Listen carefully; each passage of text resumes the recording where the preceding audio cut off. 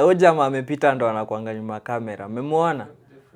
Ngoja anarudi saizi tena mtamuona. So ndio uweze kuimonitor. Huyo. Muone kitambi yake hiyo. Kwa mkate. I hope mnaona hii ball. Unaona hii ball na kichwa jamaa they have something in common. You know, anyone who can tell you if there is one person you do not want chasing you, is Pep. We want to see Man U competitive like it used to be.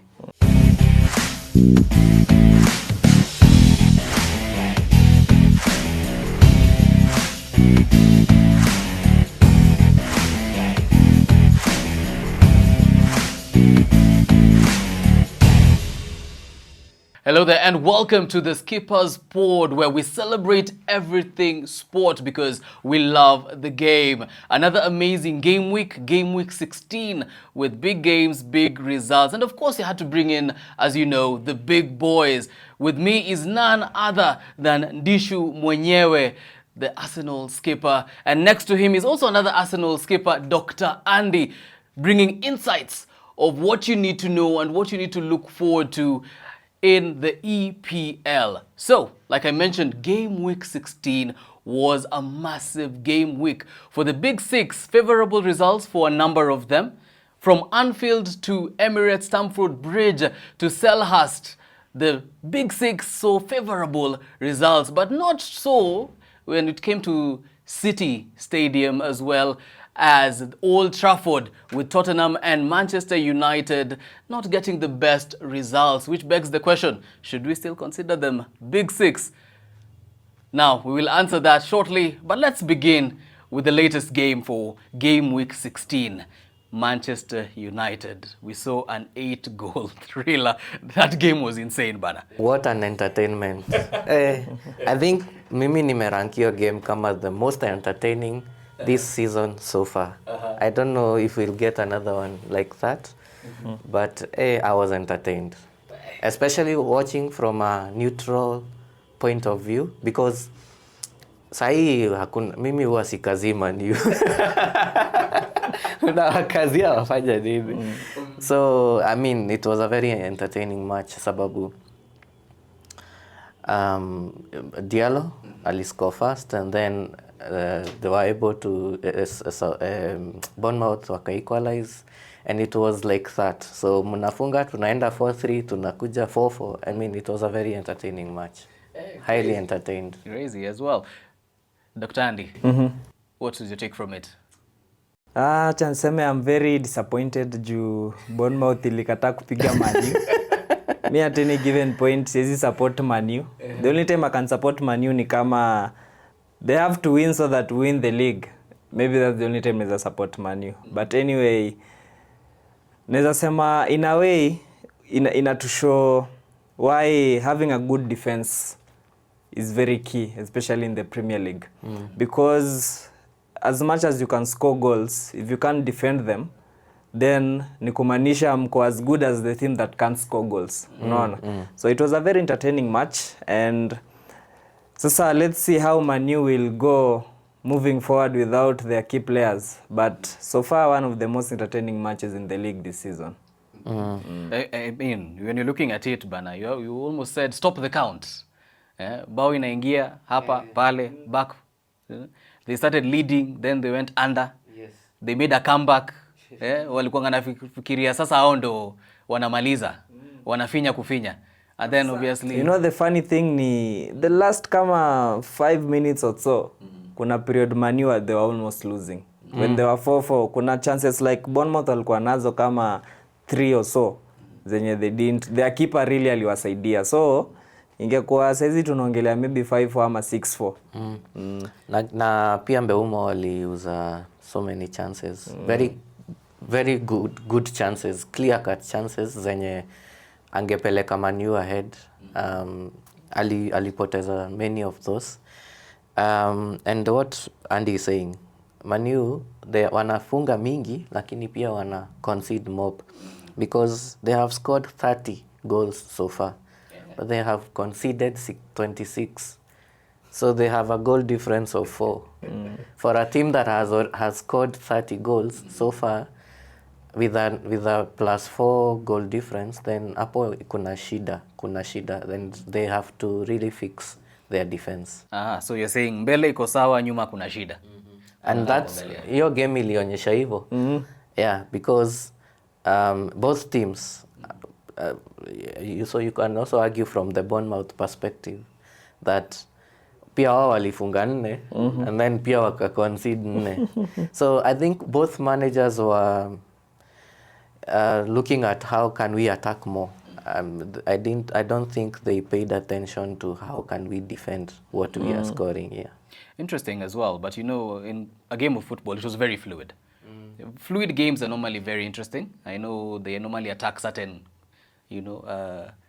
certain players as well as certain teams for approaching the game in the sense of, let us park the bus, let us take it slow, let's do the low block, let's not really open wide. And people really love the fluid football. But sometimes it's a tactical thing, right? Because you have to look at your strengths. And right now, looking at Manchester United, they have Cunha, they have Mbumo, right? They have Bruno as well, is going to guns blazing. They have Sesko, as much as, yes, you're not really seeing him, but he's also a lethal guy. So they do have the artillery to go forward and get those goals. Yes. Now, the other question is, now as we are scoring, what's happening? You need to also look at your midfield and how they are covering your defense, and also how they are supplying going forward.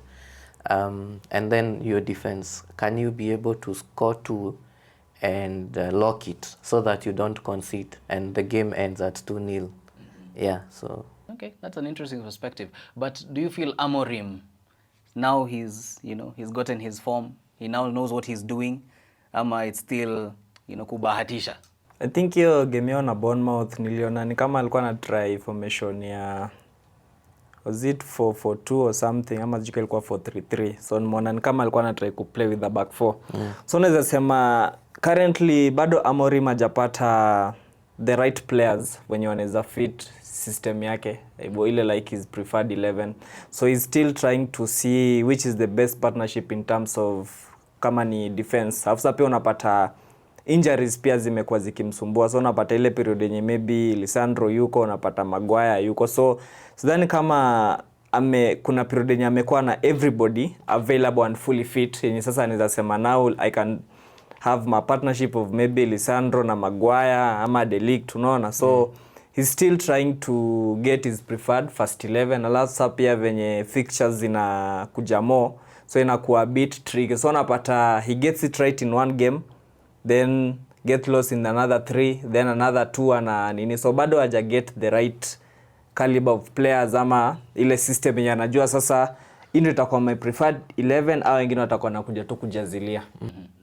Interesting. And I think Man United should now give Amorim time. Don't be quick to, change managers. Wacha apate squad yake, apatiwe pesa, anunue watu wanataka. We want to see Man U competitive like it used to be. I mean, it's when someone is down, you let them. So ile fierce competition ilikuwa between Wenger and Ferguson. If we can bring it back. And I heard the commentator at the first few minutes, because Man United started that match very strongly, attacking Bournemouth. And the commentator said, we can see glimpse of the Ferguson time during for Manchester United. This is what Manchester United used to be. So I would love to see that as well. Okay. So wapatie Amorim time, ajenge squad yake, ndio game ikuwe competitive. Personally, I have no issues with Manchester United suffering and performing poorly. Waendelee as the Red Devils, wakanyage kabisa. Unajua unasema kanyaga shetani. So wacha waendelee kukanyagwa, mimi sina shida. Hiyo competitiveness hiyo tumeachia Justus. Yeah, personally, wacha tu tuendelee tu kuona tu, yani it's don't you want joy in your life? Wewe unakumbuka vile the Man U fans, how toxic they can be, as much as asemanga sisi ndio watu toxic, but ile kiburi walikuwa nayo bana, they need a bit of humbling bana. Lakini sasa if we so who is our competitor? Man City na hatuna who is banter who do we banter? Tuna banter na nani? No, it's the world against Arsenal bana. Vitushishazoea hiyo nayo inakuaga tu hivyo since we took the invisibles because they don't know. In fact, it is not possible to ever do that again. I don't think it is possible. In this day and age, it's very difficult. Very to be able difficult to achieve that again. Yes, so since that time, then the rest of the world decided to hate on Arsenal. So Nikitu, we will learn to live with it. Interesting. Now, from one troubled manager to another troubled manager, let's now go to Anfield.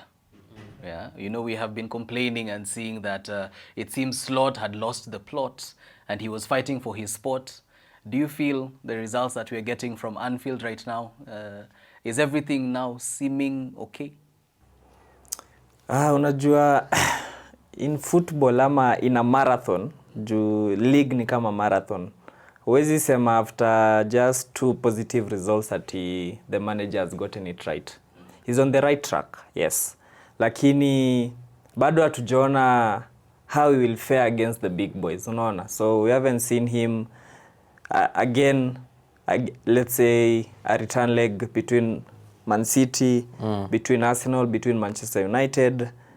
If he plays against a team like Aston Villa, a team like Tottenham, Chelsea, we need to see after hii run of form amekuwa nazo za game fiti against hizi teams kubwa atacheza. Even the likes against a team like Sunderland, unaona, a return leg. So he's on the right track, yes, na nimeona ni kama yes, Salah is going to AFCON na ni kama wali make up saizi wako fiti juu Salah hiyo game venye alikuwa acheze he was a bit sharp. Nilikuwa naona the Salah of the old days, so it's good to respect some Liverpool legend. Na saizi naona Salah yendo akona the history ya the most goal involvements for a single club in Premier League, unaona? So ndo mchezaji akue kufika hiyo level ni kumaanisha ame maintain sana. So for Amorim, for Slot tunafaa tumpatie like tuone kama the next kama 5 matches can he go and win them, mama can he play as a team that wants to win, unaona? So you can have a run of 2-3 results, then the next 2 you struggle or you lose, but ideally it's a good thing at least sasa wanaanza kuamka pole pole. Okay. I will honestly say, as you've said, yes, ile drama walikuwa nayo, you know, ni kama imetulia. Much to the disappointment, mimi ni hater bana. Much to the disappointment of everybody like me, who was expecting to see drama. They go to Anfield again. You know, we were not even expecting to see Salah play. But I don't know if it's the injury that pushed him to make an appearance, because we were not really sure if he was going to feature in that match anyway. Based on the comments that had been shared that week, Yes. You know, so at least we wanted to see a bit of fire hapo, lakini guys were like all buddy. Tulitupa maneno, tumesahau. You know, wana behave kama pandits bana. But sahi you have to, you see, lazima club imepatia kazi. You're the manager, Salah is under contract. They have to look for ways to settle differences and work together. So it's amwezi endelea kugombana and at the mnaumiza club. Na mnatafuta kikombe. And you guys are defending champs. They have not really been looking. Sahi sijui wana defend nini. Pride. There's nothing They're there. playing for the jersey. But Liverpool is still a key team to watch. Not saying that they are going to compete for any of the trophies, but they can cause upsets anytime. Yeah. So I know Arsenal is going to play second leg na Liverpool, Man City also. Meeting Liverpool, you will need to prepare. Don't think that wakona their woes, so you don't prepare well enough. Yeah. Now, still on that matter of Salah, the Salah conversation, tunapata when he was making those comments during the week, he said, you know, there's a lot that was promised, but they have not delivered. There are certain things that he was supposed to get there, he has not gotten it. And ideally, he was mentioning it in the sense that this could be part of the reason why the team is not performing the way it is. Because there's one thing having a clueless manager. there's one thing having a fierce competitor. Then there's another thing where it is off the pitch. Like, so is Liverpool's woes, is it just a tactical thing? Because I feel it's beyond that. Hiyo itabidi tutafute ka insider twende kwa changing room ya Liverpool tujue ndio atulize, but ukiangalia pia a lot of things may happen period ya Liverpool since last season. So the one major thing is site ni hiyo death ya Jota. So we don't know the magnitude it had on the players and the staff, unaona. So inaweza kuwa maybe they're still trying to cope with that, ama there's something that is happening that is not on the public domain that we really don't know. Unajua unapatanga hizi ni vitu zenye unapatanga 4 years down the line ndo kuna exposure like this is what was actually happening. Yeah. Unaona, so we can't really tell what's really happening kwa team, ama maybe can be a period of like majority of the players wako hapo hivyo wana feel ni kama wamebeba almost everything, so saizi hawana ile hanga. Unaona, so wako like we already won whatever we wanted to win with this club, so there's no need of pushing anymore. Unaona, alafu pia losing players kama kina Trent, mtu mwenye mmekuwa naye from academy, then anakuja ku end up for almost nothing free. Unaona, so saa zingine unajua pia anasemanga for some players anaonanga when a team lets some key players go to other rival teams, because in Europe in Champions League Madrid is a rival for any Liverpool, club. yeah. Unaona, so kuna some players atakuwa like ni kama there's no need ya kukua hapa hivi for longer. Unaona, so pia wako na wachezaji wanachoka, wanazeeka kina Van Dijk, so you also need equal replacements. Unaona, so we really don't know ni nini inaweza kuwa ina happen, but acha tuone season ikiisha if Slot ata manage to win anything ama or something, then we tutajua sasa the real deal. Saizi place Liverpool imefika, I think it's a club yenye they can't go a season kama wajabeba anything. Unaona, so we need to give it time ndo tuone itakuwaje. Well, that is right. And as you know, Liverpool say, you never walk alone. So Salah, we are behind you. Stand your ground. Usikubali atikuwa team player. Fight for your rights, bana. We are behind you. We are supporting you. Sisi kama mafans tunakuamini, si ndio? Now, na Egypt ifike final. Na Egypt ifike final. I'm taking kusupport Uganda na Tanzania. Hapo. I'm taking kusupport majirani. Hapo ni ngumu bana. Majirani chezeni kama nyinyi. Yeah, interesting. But moving on. Now we've discussed the other big six. Man City. They were written off, but now they seem they're back. And anyone who can tell you, if there's one person you do not want chasing you, is Pep. I'm starting to get scared. Yeah, because of course you respect the kind of man he is. He has experience in winning the Premier League back to back. Achieved feats that has not been achieved. 100 points in a single season.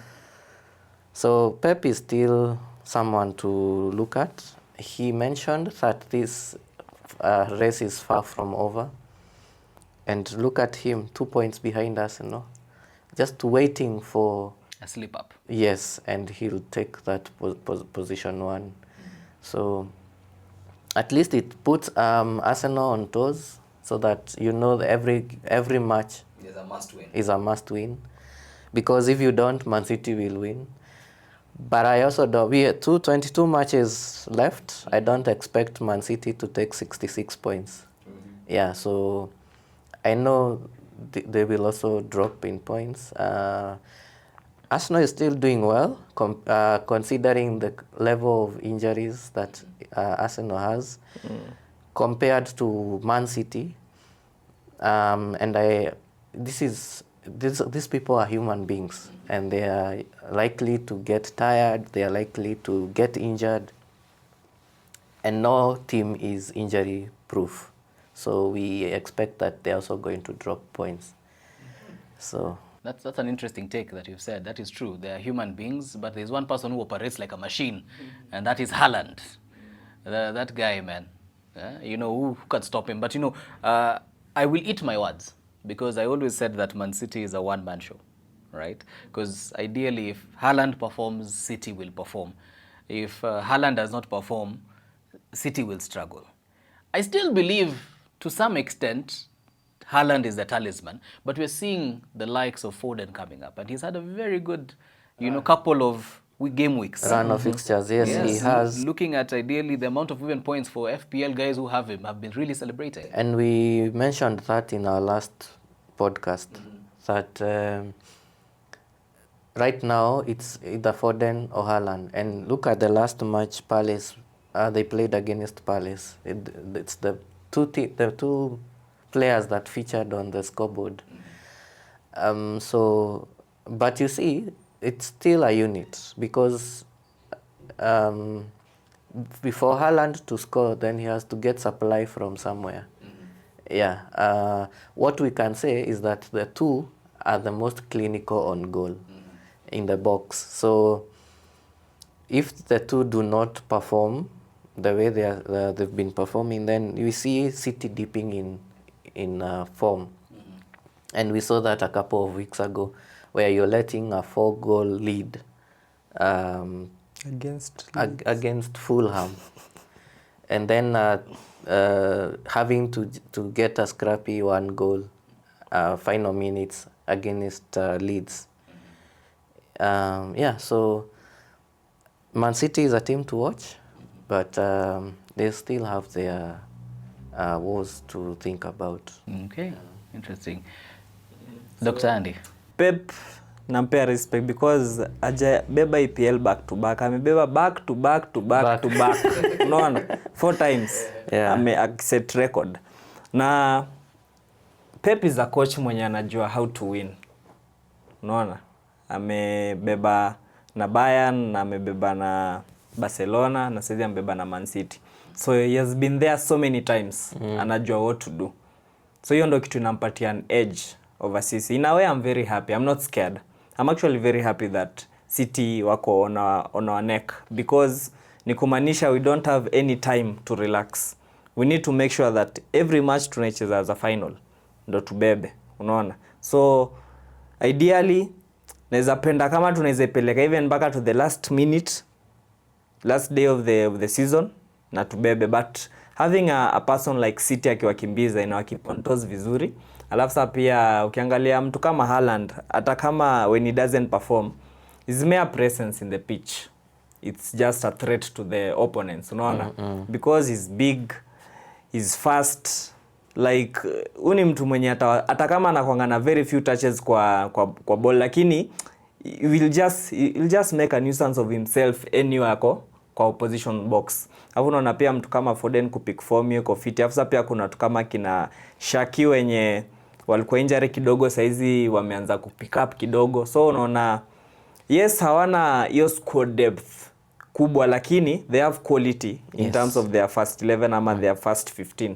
So let us see how it all goes. The only thing yenye inaweza waumiza saizi ni maybe injuries in key areas. Ukiangalia team like Arsenal imekuwa na so many injuries in some key areas, na wame manage ku grind results. So napata for City, we're not sure if a person like Haaland is out for maybe a month, a person like Donnarumma, or a person like Shaki. We saw a couple of seasons ago when they lost Rodri, how they struggled. So hatuko sure if they lose these key players. Na saizi acha niseme because Foden na Haaland are confirm. If let's say for a month Foden and Haaland are not there, how are they going to cope with that? But so far so good. So acha may the best team win. So Man City, are they favorites as well? Yes, they are favorites. Yes. Man City are favorites. Yes. Considering current form. Even Aston Villa is as favorites considering current form. Unaona. So at the end of the day ni who will drop less points. Yes. Ni hiyo tu. It's not a matter of who will win the most. Ni who will drop less points. Ukiangalia a team like Manchester United, you are scoring more, but pia you are letting in a lot of goals. Unaona.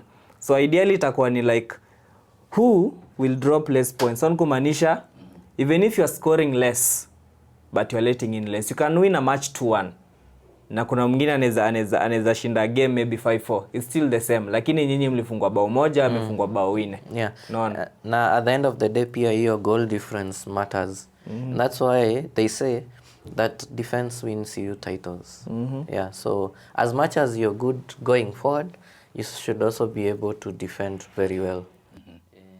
Okay, interesting perspective there.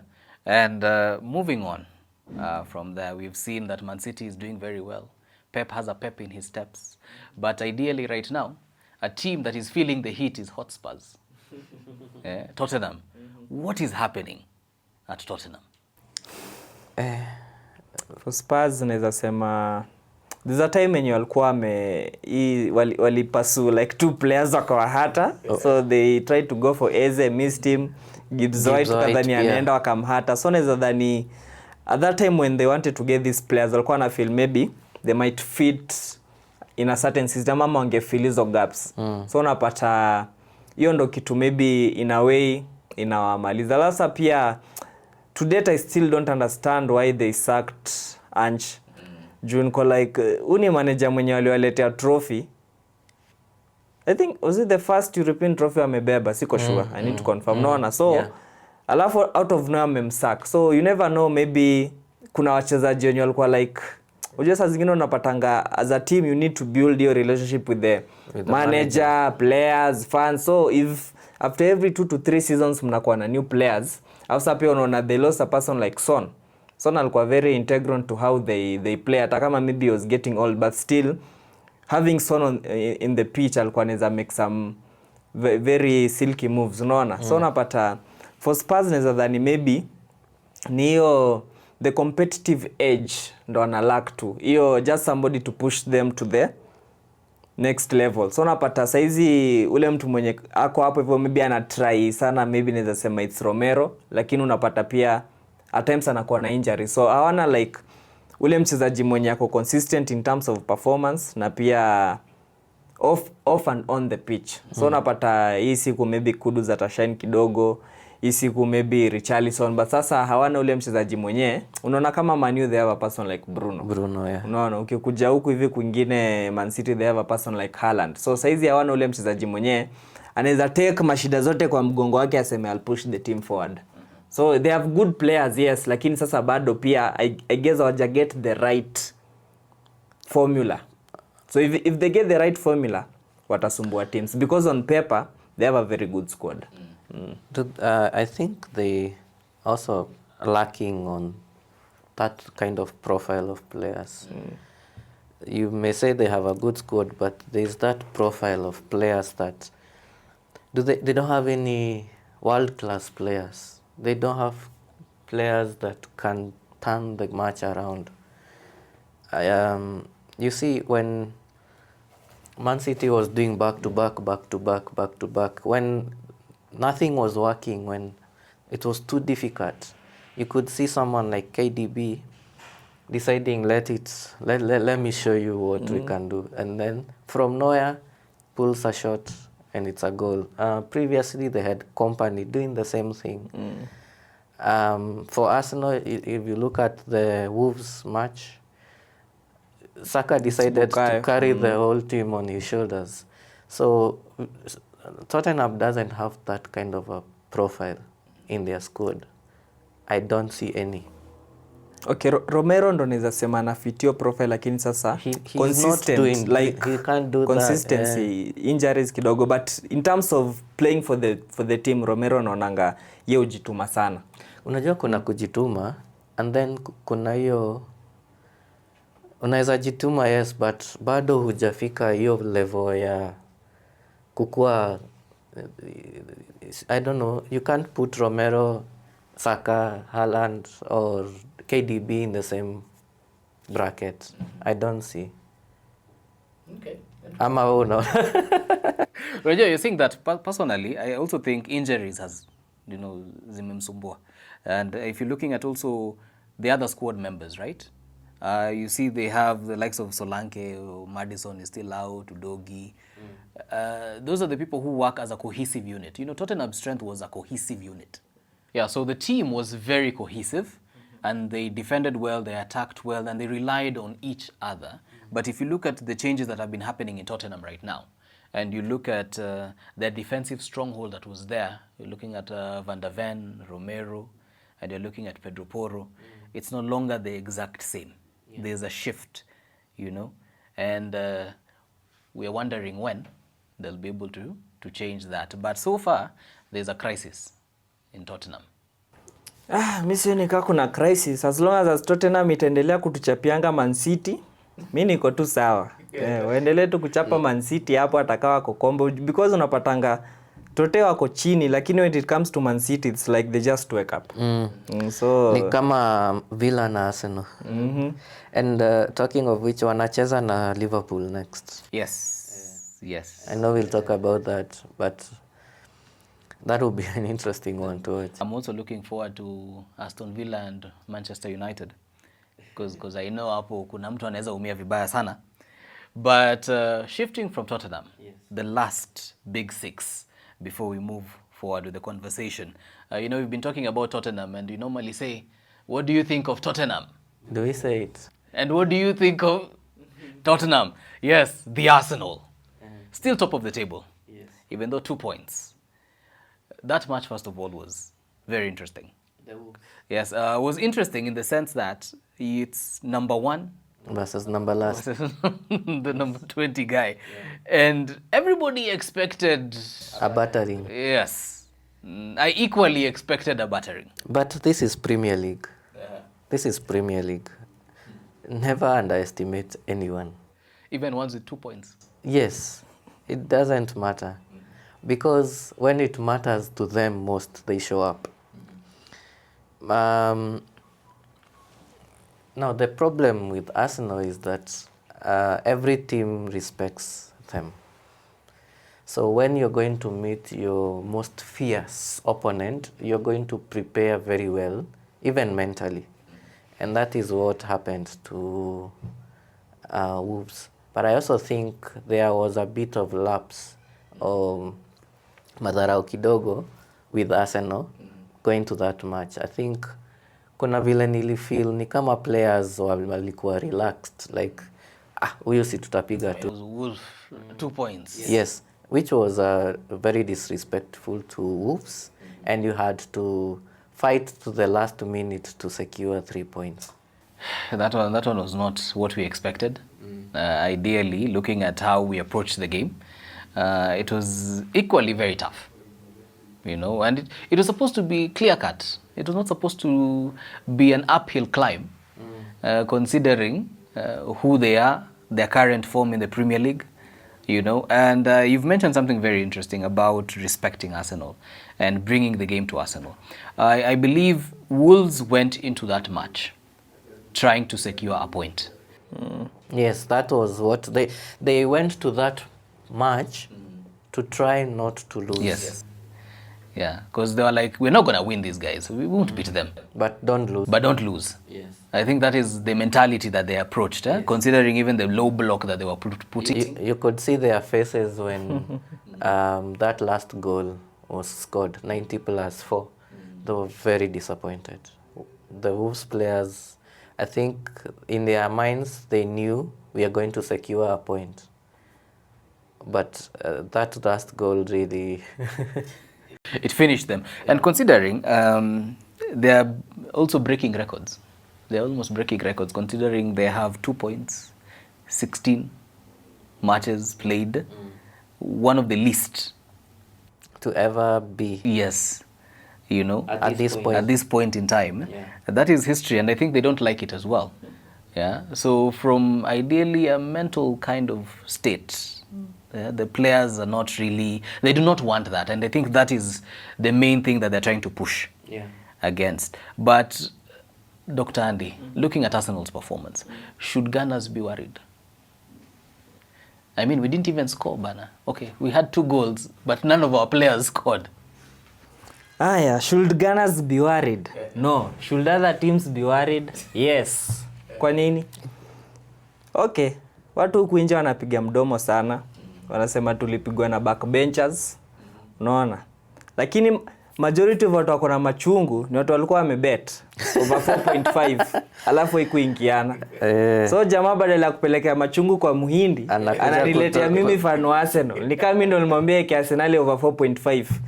Mimi kuna best yangu anaitwa Jason Sagini. Nilimwambia haijalishi whether tucheze matope, tucheze vumbi, tucheze mchanga. At the end of the day, as long as tumeshinda hiyo game, mimi sijali vile tumecheza. Unaona? Hatuko hapa hivi kurembesha. Sisi si ma beauty pageants ati tumecheza game fiti. Sisi ideally ni 3 points. Venye tunapata haijalishi. Yes, tulistruggle hiyo game. Haiku ni bamba venye tulikuwa against a team like Wolves. Sifai kuona game nimeshikilia roho. Manze, niko na stress. You're shaking. Kijana mdogo anataka nikuwe diabetic.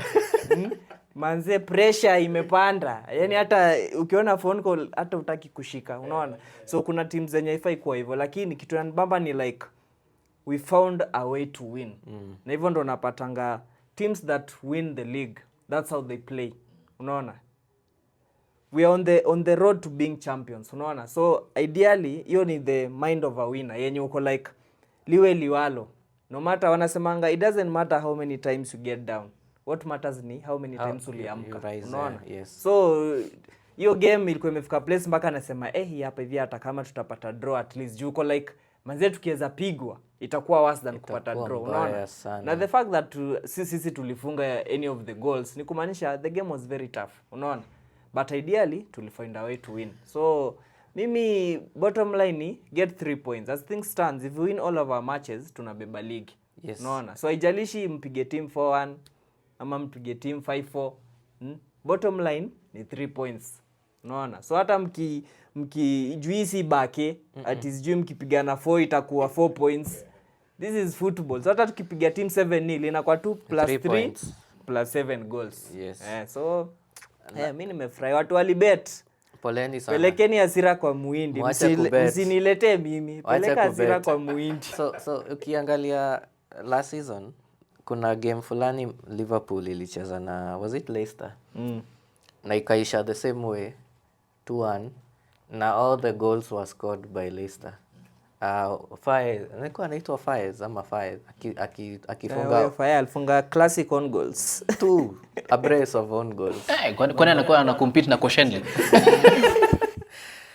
And Liverpool still went on to win the league. So haijalishi ya vile mnashinda, itajalisha kama mnashinda. Yeah, so if you can still win your matches, it doesn't matter. And tulisema ligi kiisha, when the last whistle of game week 38 goes, who is on top? It doesn't matter whether ni goal difference, ama kama mumefanya 10 point gap, ama ni just a point. It doesn't matter. It matters who will be on top. Which is very true as well. You can win scrappy, but still win. And for me, looking at that game, if I compare what we did in the Champions League and compare that game, Champions League, by the way, we were very shaky. Yeah, Brugge. Yes. Really? Yes. Yeah. Yes, we were very shaky. Even though we won, but especially defense, hatukuwa very solid. We were not as solid. So what would we say? Brugge were not clinical. They were not clinical. So Wolves were... Yes, if they ingepata bana kina Hichana hapo, they would have punished us even properly. Because if you compare the two matches, we looked more solid when we were doing game week 16 compared to Champions League. Ni tu sometimes, bana, you try, the guns were not firing the way they were meant to. But if you look at how the players were stepping up, if you see how Martinelli, even before he was subbed off, he was really trying as well to permeate and reach. In fact, there's this one, the final play before he was removed, that I played that Gyökeres angefika in time. Yeah, because if you look at, but also I think Arteta's game plan was a bit affected when White came off. Because if you look at the first half, White and Saka had a very good partnership, and they were really getting those through balls into the D.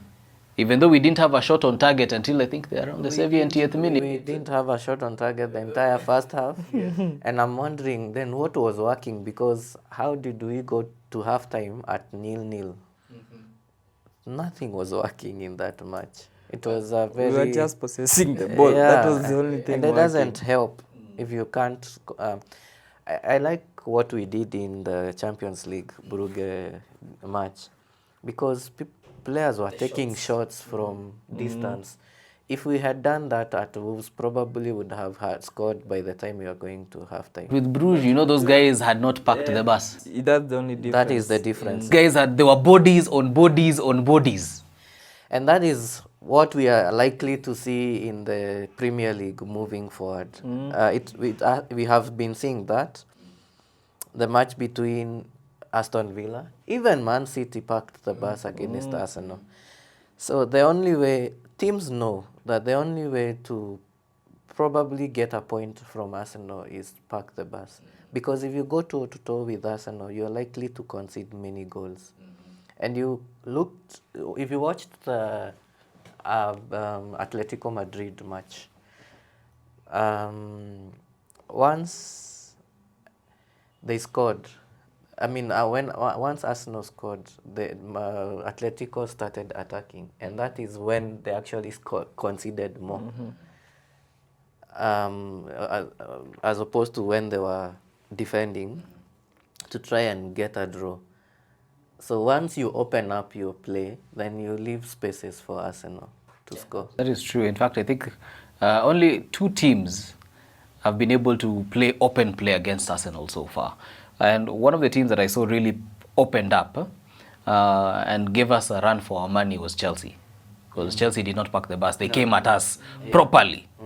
Yeah, but they made kuhema when we were playing Chelsea, right? And then like the first match, like Manu, when we were playing Manu the first game, they also brought the fire because they believe. First match of the season, yes. They brought the fire, but if you look at majority of the teams, They packed the bus. majority of them have been packing the bus. They've not really been allowing Arsenal to have that space. Yeah, to even get the balls forward. Yes. But now the thing about Arsenal right now is one thing that any Arsenal fan would be happy to see is our attack is coming back. In the sense that our players are getting better. The guys who are injured are coming back. We saw Jesus make an appearance. As much as he did not score the winning goal, he was crucial. Kwanza umetaja Jesus nikakumbuka Jesus ni conman bana. Jamaa hakufunga bao lakini venye ali-celebrate But niendo alifunga.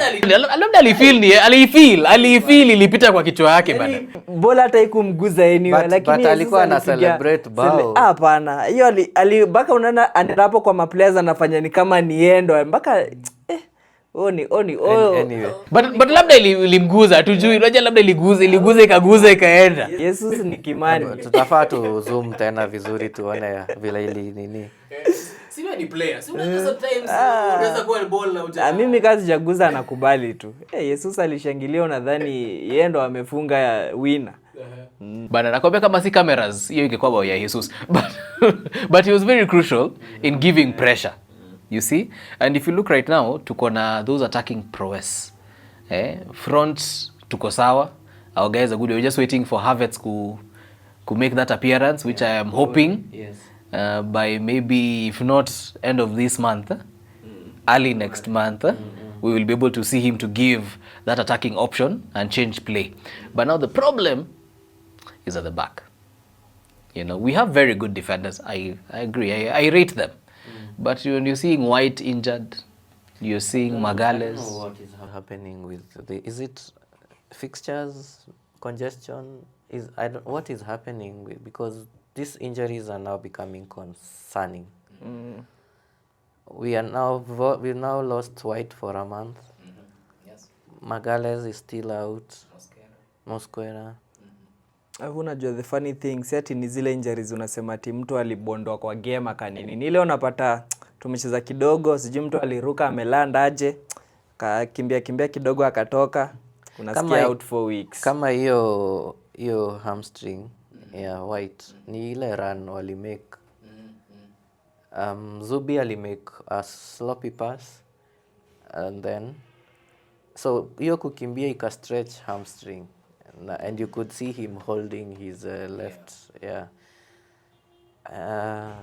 I think kuna shida fulani yenye hatuelewi, but they are becoming concerning. If you look at how Arsenal is playing, we've talked about how teams are packing the bus against Arsenal. So ideally, for Arsenal to get that victory, they have to bring the game. They have to press. And with pressing, your defense are very high up. We've joked about how we see Calafiori on the left. Uliona Raya kwa nini wewe? Kwa the center Raya ni midfielder. Bana, so jamaa yeye ndiye anapanga ati watu sijui wajipange aje kwa free kick. And I was like, dude, what are you doing there? jamaa anaweza piga tu and akulan na Richarlison vile lichapa ile. So ideally you see Arsenal presses very high. Right? Our defense wako juu. Meaning they cover a lot. Yeah, in case of counter attack, you're running a lot. You're not really just relaxed in one area. Yeah. So looking at how our defenders are getting injured, it could be we are overusing them, man. Like they're straining. The gameplay is straining them. Yeah, true, because they cover a lot of distance every 90 minutes. There's an interesting picture, the counter ya Hichan when he was coming in, and then you're seeing, so Hichan ako hapo mbele, and then kuna 6 Arsenal defenders running, tracking back. Yes. And then the funny thing is, the farthest from Hichan is Saliba. The second farthest from Hichan is Nkapie. You see, so those are our central defenders, but wako uko. Yes. You know? And because we are super attacking. That is why they are covering that much distance.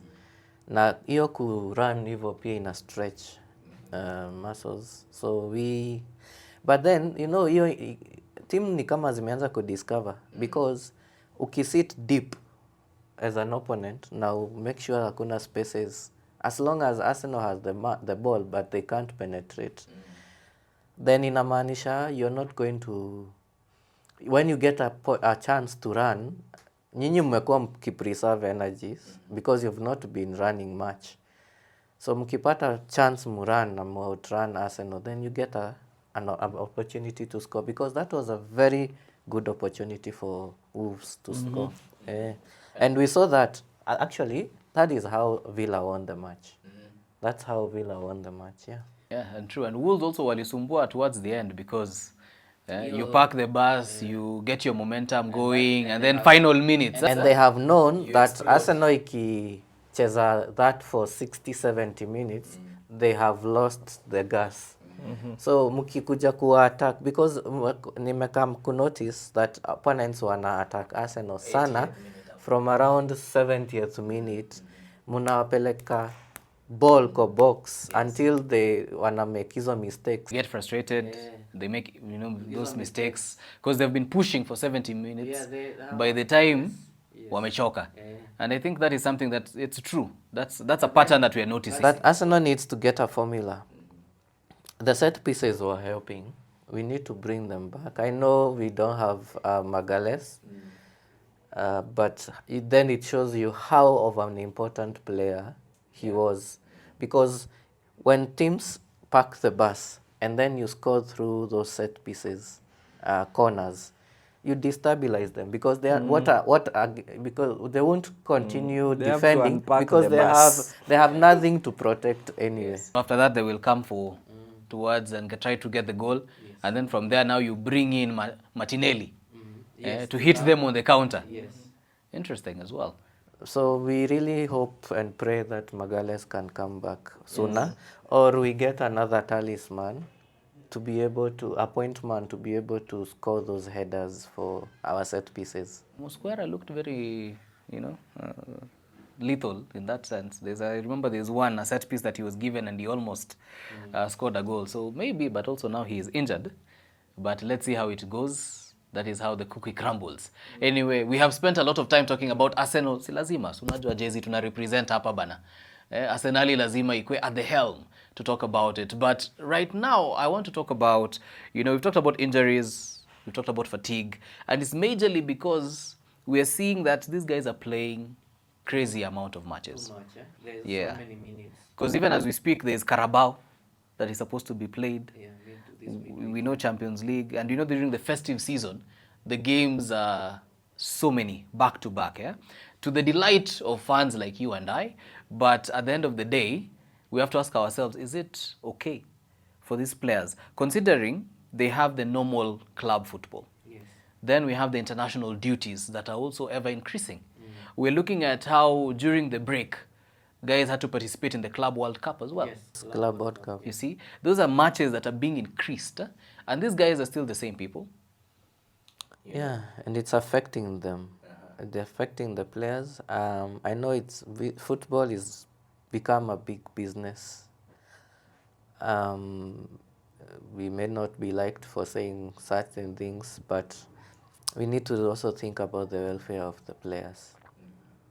Yeah, because players, a player is only ripe for about up to around 30 years. So you need to take care of them because they have a life even after 30 years. So if you bring so many matches, then you're reducing their lifespan in football. So they will not have made as much as they would have wanted by the time they retire from football. So when you're playing Champions League, you're playing FA, you're playing Carabao, you're playing Premier League, then you're also playing for your AFCON. And then once before the league starts next season, you play a Club World Cup. International. And those international friendlies. FIFA needs to find a formula. I know the pool for players are many. Sahi Salah aki-exit, kutakuwa na ka legend kingine katatokelezea Liverpool. But we also need to take care of the players. We need to find a way. My proposition is that certain competitions can be left for those other tiers of, like in Premier League, in England, clubs in Premier League should really not participate in Carabao if I were to be asked. Unaasha moto bana. Wacha ibaki for championship and below. But don't worry, if all countries have a leader like Eto'o, who does not want his goals to be removed and refuses to call certain players, then they are safe. But kama mchezaji, you've experienced this as well. What can you say? Good thing, bad thing? Do you agree with Justice Apple that we need to reduce the matches ama watu wakae ngumu, si wanalipwa pesa mingi? Ndio naweza sema. Tuko watu wangapi kwa hii dunia? 7 billion. So, hawa wachezaji wanalipwa pesa mingi sana. Too much money. Crazy man. Huku mtaani kuna watu wanacheza ball hata games 3 kwa weekend. Na pesa yenye anaingisha haiwezi match. So mimi niko like, if they're getting paid the big bucks, let them earn it. Unaona? Hata ni vizuri acha lifespan yao wachezaji kwa mpaka 30 years ndo wachezaji wengine wakuje. Unaona? Kama saa hizi mtu kaa Roro anafaa kuwa ni coach, si bado anang'ang'ana kucheza Saudi. But in a way, maybe in the long run, it is a bit unajua hiyo wear and tear kwa wachezaji. Lakini sasa sisi kitasema ni ile yenye tuko like, because huku hivi, acha nichukue example ya Kenya, maybe kwenda study, maybe game regular inachezea katu so 3, maybe kwa huko VIP tao ama punch, hapo punch tao kuendelea, unaona. But unapata ukienda England regular unalipa almost karibu 15k ya Kenya. Hapa hivi saizi hata ukiambia watu ni VIP kwenda game na unalipa 10k, very few people wataenda, unaona. In fact utapata hizo tickets. So venye tu skipper Justus amesema, saizi futa imekuwa ni biashara. So watu wengine wanaangalia where can you make more money and how do you make more money in football, having more matches, unaona. So for wachezaji na ile also pia ukiangalia saizi you can't compare to like maybe 30 or 50 years ago in terms of the type of food tunakula, pia vitu kama climate. Kuna vitu mingi zinachangia as to why unapata wachezaji wengi itakuwa ngumu sana kupata, God forbid, the likes of maybe Haaland, Mbappe, kina Lamine kucheza past 35 at the level kama Roro na bado wako na perform. Unapata yes mnafanya rigorous training, lakini pia unapata diet yenye mnakula, tunakula a lot of processed things. So mimi kama mchezaji mwenye uko nalipwa pesa mingi, mimi wakinipewa pesa hata wakiniambia nicheze kila siku, nacheza. Bora pesa inaingia kwa account. tucheze vile wanasema, vile tulikuwa tunasema kama Harambee Stars, unaumia unaambiwa tukutoe tuweke nani? Hakuna mtu, because hakuna replacement. Hakuna replacement. Hata we mwenyewe unaona. Ndio. That is why depth inasaidia pia. Going back to Arsenal, we are still top even with all those injuries. If we didn't have that depth, I am sure we would be up on number 5, 6, 7. So depth inasaidia. But pia hawa, we need to also take care of them. Unajua, you've mentioned something that I think tunaweza wapatanisha. In the sense that you're saying these guys are paid a lot. It's business. So they need to, Earn it. Yes. And I umesema as well, people need depth. Now the thing is this, with more money coming into football, because with more matches, more competitions, that is more money, that is more revenue, sindio? Then stop being mean and increase your squad, right? Create depth. There is also wage bill. There is you see, these are also businesses. There's you can pay salaries. Are they salaries? To a certain extent. Kuna mahali, if you increase this much, then you're not going to sustain.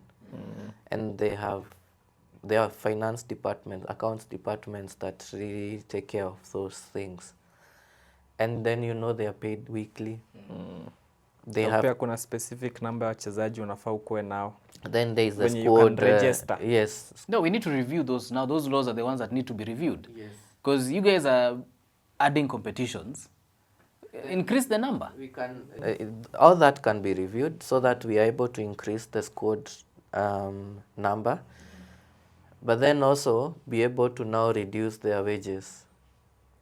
Because kukuwe na like a bracket yes. wanasema mtu hizi lipo past this na ndio ikuwe minimum. Because if you look at the amount of money these people are paid, probably if you were able to reduce that, you could have 4 or 5 players within the same amount. If you're paying someone 300,000 euros per week, you can be able to pay 3 of those 100,000 euros per week.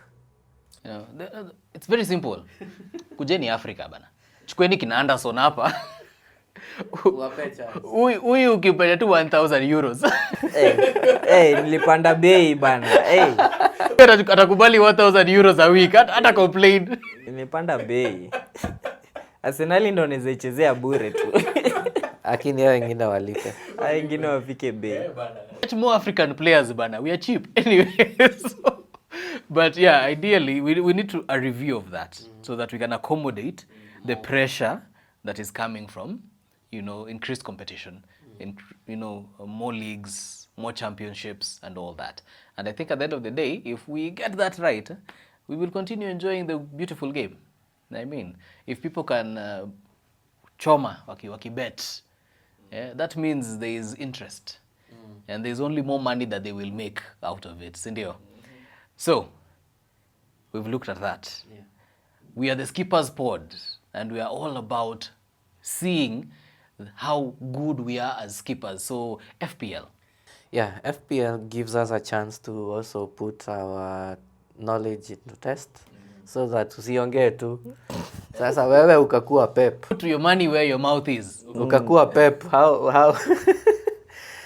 Because kuna watu wako na idea huku nje, lakini wakipewa hiyo job wana fumble vibaya sana. So kama hujafikisha 700 points kwa FPL, quit. Bana, unaongelesha watu vibaya bana. But anyway, ni sawa, tunakubali, most of the time najua mnaanza kwa mnaangalia mechi alafu mko like, bana, hii mngenipatia tu pad ingekuwa tofauti. So this is what FPL gives us. And as Skippers Pod, we normally have our very own league, the Skippers Pod League that is there, and you can join. We'd love you to join, by the way, using the link that is displayed on the screen somewhere around here. I will no longer point because I notice whenever I point, the editor goes out of his way, hata sema ni nani, goes out of his way to change. Kuna time fulani nilisema iko hapa chini na iona iko hapa kando. Tulisema logo iko hapa. Nilisema iko logo, alafu mjamaa akaweka logo chini. Tunamuona. Tunamuona. We see what he's doing. Yeah, we see what he's doing. So we appreciate the editors. So like I will say, there is a link to join the league somewhere. To be safe, it is somewhere on the screen. Uzuri haiwezi kosa kukua kwa screen. Kuna time alikosa kuweka. Aliweka in the middle, and then when I said it again, akatoa kabisa. But anyway, we forgive him. So there's a link, and we'd like you to join and just share in the fun as we continue enjoying our beautiful game. And we see most of you are joining as well. We have some new guys. Perhaps you can give them a shout out. Yes. Kuna Kevin Karaoke. Big up. Kuna Hillary. Kuna Sam Njue. David D. Anthony Ngige, hiyo walikuwa last week pia, but small chip. Yeah. And then kuna Chris 254. Yes, thank you so much guys for joining in. Ambia watu, pass the good news that we are having a pod and we are having ideally a league of our own to just enjoy the beautiful game. So tunashukuru sana. Thank you for joining us. Because you guys have joined, I am no longer number 2. So I am not feeling salty about it. I am okay. It's fine. It's okay.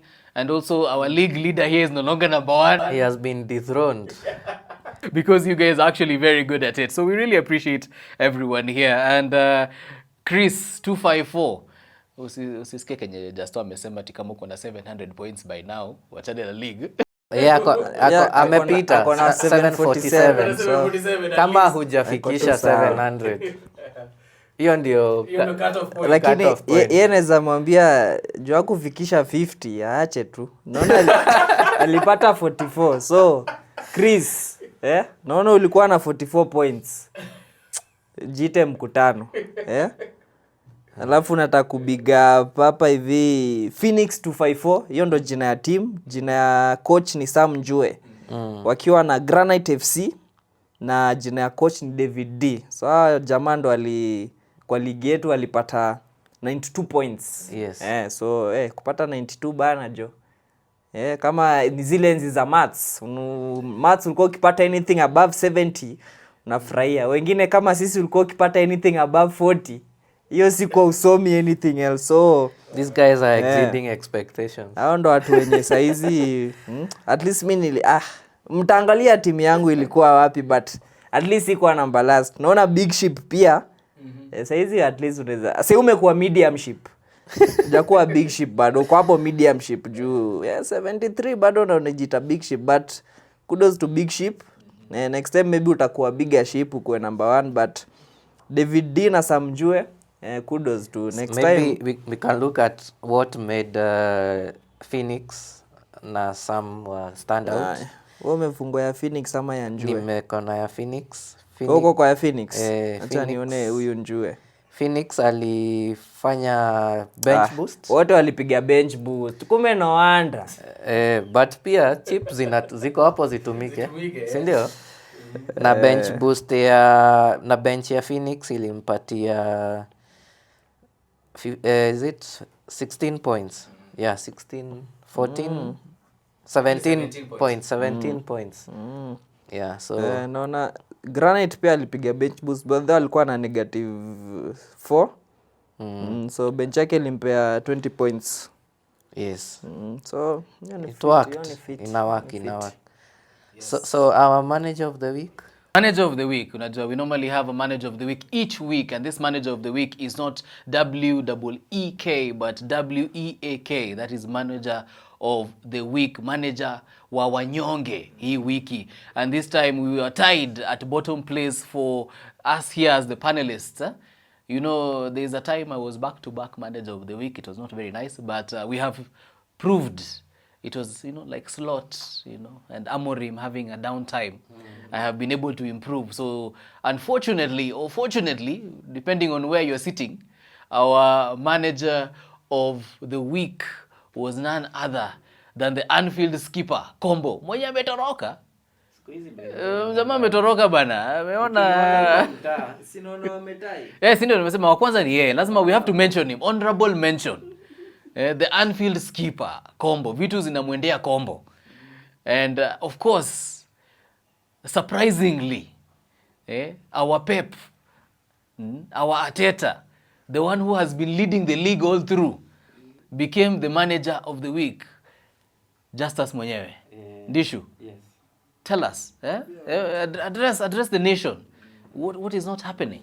Umeshaekewa kamera yako. Address watu. Wacha tuangalie. Let's review in game week 38.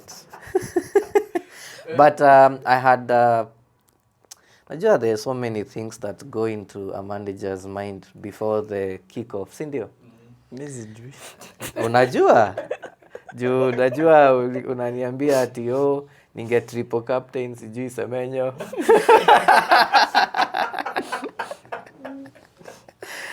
So I had planned to bring in Rogers and Wilson.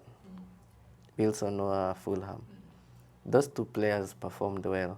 Manager mwingine ka hijack kama No, what I thought ni nikifanya hivyo nitaharibu completely my team for game week 17. So nikaona wacha ni balance. So 62 points si mbaya. I think the average was 60. But yeah, ni mbaya. Ni mbaya because I'm just 2 points above average. Ukisema hivyo huyu Chris atasema aje na hii 44. Ama Chris ni wa Githurai. Chris, utuambie kama ni mtu wa Gedho. Hizi 44 Githurai 44 45. Bana jo. Yeah, for my standards 62 is not good. Yeah. In a team in a week where 60 was the average. But I think it's good because at least I'll leave some players for game week 17. So tukutane game week 17. Unajua shida yake actually personally na feel ni vile alipatiwa those 5 transfers. Hapo zilimkanganya kidogo by the way. Akaanza ku overthink. Hata Pep overthink. Unaona mara sijui Haaland ako bench. Mara sijui nani Foden hajaanza. Hata Arteta overthink. Unaona sijui ameanza na Eze left wing.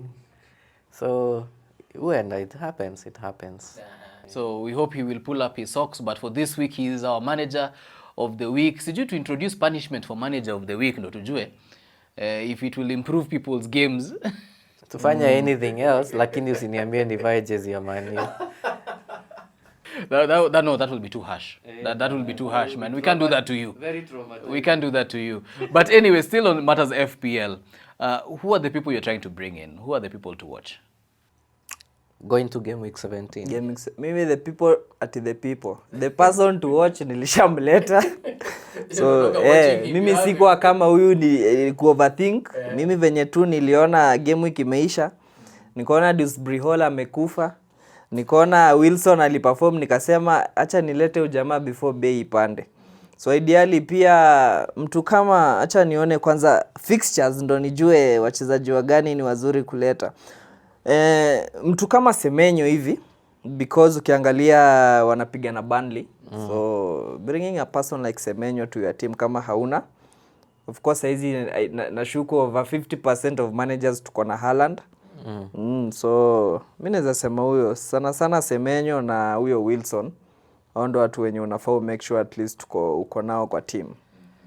Hawa wanaweza kuwa differential. Alafu pia kuna huyu jamaa mwenye huyo tulishasema last podcast huyo. If ukiangalia Man City wanacheza na West Ham na wako Etihad. So if you don't have Foden, What are you even doing? Unaona ownership yake ni 35%. yes, hiyo ni kidogo sana. That's too little considering the 4 Inamaanisha 70% of managers don't have him. If Fulham tumeongea kuhusu Wilson. Fulham wanacheza na Forest. Forest are not as si team kidogo. Brighton are playing Sunderland. Sunderland are without 9 of your players. They have officially left for AFCON. So unasema niuze Xhaka. Shaka. We are yet to. I want to see how they play now moving forward without those 9 players. But I expect that they are going to dip. So Brighton kuna kina Minte anaenda. Gambia iko. Minte yuko. So who else? Brighton I think ni Minte tu mwenye naweza sema. Brentford nani amekuwa akirambisha watu Thiago. mablank. Sinijua watu walimkimbilia. But he's still a good player to keep. Kuna kitu fulani you happen in FPL when a player is brought in. The most transferred in cast. Yeah. Though nani alitoa hiyo cast anaitwaje Foden. Ile period alikuwa most transferred bado aliperform. So nani mwingine Brentford? But considering pia Brentford wanacheza na Wolves, and I think Wolves will bring the game. Wolves hawaendi kupack. So I expect that Afa kupata nini? Triple captain him. You heard it from me. Actually, he's the best person to, other than Haaland, who is also playing West Ham. Thiago is the other guy you should look at for your captain. Then there is Bournemouth. Bournemouth wanacheza na Burnley. Yes. Kuko na Semenyo, kuna Tavernier, kuna Eli, huyo striker wao. Gani? Evan Nilsson. Ama Krupi juu. Krupi. Kisa ubaya aanzi. Yeah. Kama alifunga jana. Yes, alifunga. Tavernier was, I think, the best performing. Alipata bao na assist. Bruno outperform though kidogo. Kwa bonus points. Juu ya bonus points. Yeah, so I don't think. Yeah, so those are the players for especially game week 17. For me, I also think, even though we are not really considering him as much, but do not sleep on Cole Palmer. Chelsea wanacheza na nini? Newcastle. Chelsea wanacheza. Away kwanza. Yeah. Lakini sababu Palmer ni pesa mingi. Now that you sasa ndo unafaa ku debate against, because I think there are better players like Foden is more affordable than kama uko na pesa unaweza leta Palmer. Na ujue pia Newcastle St James Park. Newcastle lost over the weekend, which was huge. That was a derby, man. That was a derby. They did not even put their name. They did not. They said visitors. And then they had a very nice tifo. I mean, it's a derby that we didn't know we needed. Yes. That was a beautiful derby. Yes, it was. Yes, Sunderland, I expected Sunderland to win. Yes. And they did. So Newcastle wants to bounce back. So it will be a very tough match against Chelsea, especially at St. James Park. But also, Chelsea has reprieve because their solid guy is coming back. Caicedo is coming back. So who knows? It might be an interesting match. But as usual, I wish them the worst. So let us wait and see. So yeah, those are the players to watch, I think. You call Palmer in the long run, but if you have the money. There's also something that you also really need to look at. How much points is a player giving you for every 1 million you spend on him? Najua pia FPL inasaidia watu kukua economists. So am I getting value for my money if I bring in Palmer? If it's a yes, then bring him. Yeah. Bana, acha nikwambie ile uchungu mimi usikia saa zile napata update ati price fall. I'm normally like, really? Mzamani muuze bana, price fall. Afu unaona price rise una feel yes. You know? And it helps because ukimake transfer, hiyo price rise inakusaidia. Because if you had a 0.1 na amepandisha 0.1, so it means you have a 0.2 in the bank ukienda kuuza huyo player. Yes. And so you can afford another player you would not have afforded initially. Yeah. As it stands right now, I am making profits, 1.6 million. Value. My squad value is 101.6. So I'm making money. I'm not going at a loss. I am making money. So at least I can say that for myself. Squad value yangu imeshuka sana. Iko 99.1. But the funny thing is, well, yako imeshuka, but you're making more points. Anyway, you're at the top of leagues, bana. So matters is the points. What matters is the points. So, do we quickly look at the fixtures? yes, you were mentioning it a bit. Yeah, so we've talked about Newcastle and Chelsea. Pandit, the joker here, was saying that Chelsea has not won at St. James Park for a while. Hizo the last 2 matches nimeona wameshinda na nimeona so imekuwa ni kama hizi teams ziko strong when they are playing at home. Yes. For both of them. So considering Newcastle are playing at home and they lost their previous match, which was a derby against Sunderland, so I'm seeing Newcastle is going to win against Chelsea. Yeah, I think so too. So it's a win for Newcastle. So people to watch, Bruno Guimaraes. Walter Made. Na alipiga bonge la own goal. Sasa atapiga bao atapiga. Classic one. A classic one. Yeah. Maybe kina Gordon. Yes. So Bournemouth, Burnley, I think it's going to be a walk in the park for Bournemouth. Okay. Okay, but I also expect that Burnley can get a goal. Yes. Yeah. Okay. Interesting one. Personally, the only one I'm really looking forward to is, like I said, Villa, Manchester United, which I'm torn because I hate Villa because walituchapa and I don't like the momentum they're having. So part of me wants them to fail, but then the other part of me hates Manchester United so bad with a passion that I want them to be defeated.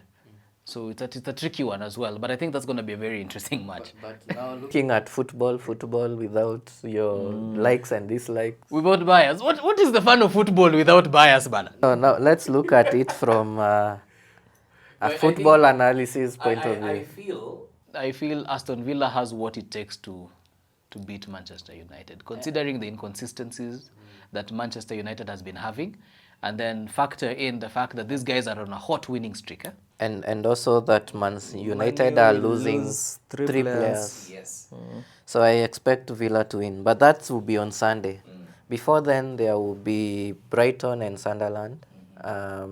Sunderland away are not playing very well. Plus, we mentioned the loss of players, so we're yet to see how they will perform. Brighton are likely to win this one. Yeah, pia Brighton wanataka ku get points. Yeah. The last previous matches hawaja perform vizuri. So then there is Team Haaland and Team Foden against West Ham. Yes. We wish them the well. No, not the best. The worst. We wish them the worst. I think City will win this one. That should be a comfortable win for City. Even though they have surprised us in the past, where City dropped points when you didn't expect them to drop points. But that should be a comfortable win for City.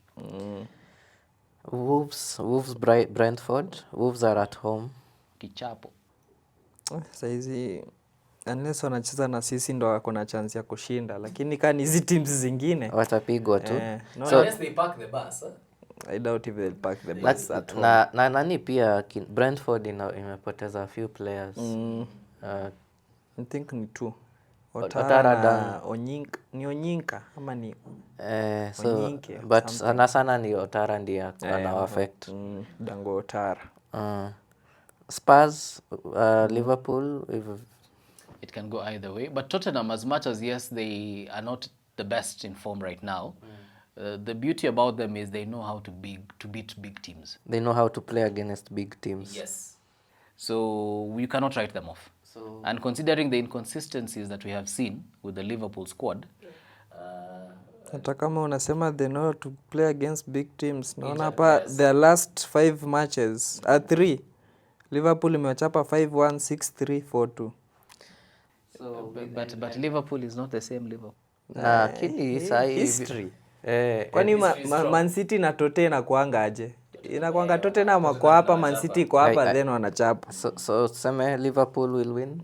I don't think Liverpool will. Mimi I'm calling it a draw. Okay. I want to call it a draw. Just expect goals, both teams to score. But since they're not chasing Arsenal in the league race, Whatever you want to do, cheza kinyinyi. So your call? My call, I would appreciate, as much as I know Arsenal and Tottenham have a rivalry, we in Kenya would appreciate Liverpool to be beaten. So I would want Tottenham to turn up. Yes. Everton and Arsenal. Arsenal have been wounded kidogo. I mean, in terms of their play, they are going to rest for 7 days. Everton will be without Ndiaye, Ndiaye Idrissa, and Idrissa, yes. and probably Dewsbury Hall that we are not sure if Oh yeah, katakuwa because of ready. injury. Yeah? So And those three tumetaja, they are very key. very important, very important for Everton. Arsenal will now be with Calafiori, Yes, yeah. Well, we needed that one. although White is out, so I expect Timber to go back to right back. Default setting. Then Hincapi and who else? Saliba. Saliba, yes. So I think we have that's a stronger defense than we have had in the last 2 matches. So I expect Arsenal to win. Yes, and the hunger of Gyökeres, he should score. Keep a I clean expect Arsenal to struggle but win the way we won against Wolves. Ndo iwaume kabisa. What you want Everton to score own goals? But I expect Everton to keep to play low block. They will. They definitely will. Lowest block. So yeah, it's going to maybe 2-0 or 1-0 for Arsenal. The last match of Saturday will be Leeds hosting Palace. Palace have been a very good team this season, and I think they will win away. Yeah. Aston Villa Manu tuliongelea. Tuliongea. The last match of the game week 17 will be Fulham playing Forest. That is a tough match. Yes, that one. It can go either way. Zote zimeanza kupick up results. Yeah. I think Fulham might have a slight home advantage. Oh, but there's something tunanini. So for Forest, I think they're losing. Is it Sangare? Oh yeah, Fulham, they have lost like 3. Kuna Chikwueze, Basi, and Iwobi. Yes. So we don't know how those shifts it affect their play. Because kama Basi is there, yeah? Nottingham will lose 2. They lose Sangare and Boli. Boli huyo. Sangare. They're not like regular starters. But unaona Iwobi na Basi, they're regular. Yes. Na Basi sasa yako integral at the defense. So we don't know how Fulham will cope that with that might affect Fulham. So I expect an interesting match. Yeah, very true. As you know, interesting matches going forward. The league is just simmering very well. We are looking forward to a number of games before we cross over the new year. And of course, we're wishing Arsenal all the best, and we will know Arsenal will deliver. We have the blessings of the great Arsene Wenger, who said this is our year. And since Wenger has said it, the professor. the professor has said it, so they have analyzed, they have seen. It is Arsenal's to lose, and I'm not saying it, Shingo Upande, as our rivals normally say, yeah, this one is Arsenal's to lose, but actually we do believe this one. This one should be Arsenal's. And yes, so thank you so much for joining. It has been an amazing time spending time with you. And this Christmas period, remember each other. Go buy for your special one an Arsenal jersey. And for any other team, do them a favor and ban it. But thank you for listening. For the Skippers podcast, we say, for now, Merry Christmas. And a Happy New Year. And keep safe. Don't drink and drive. Don't drive. Don't drive. Just don't drive. Kwa mkate. I hope mnaona hii ball. Unaona hii ball na kichwa jamaa they have something in common. Nakumbuka kuna episode tulisema huyu jamaa hiyo kichwa yake haina kitu. So mmeconfirm. I hope editor and make sure tumezoom kwa hiyo kichwa. Ndo muone vizuri. Akili ni nywele. Na mimi niko na ndevu. So bado tuko sawa. Mnibaie jezi. Unaona mimi navaa jezi za last season. Sina pesa ya kubaya hii mwaka. So wala watu wana comment, nitumieni hata za cabbage ni buy jezi. Nikuje na ingine next season. Bana unachoma. Anyway. Well, from the Skipper Sport, that's how we log off till the next one.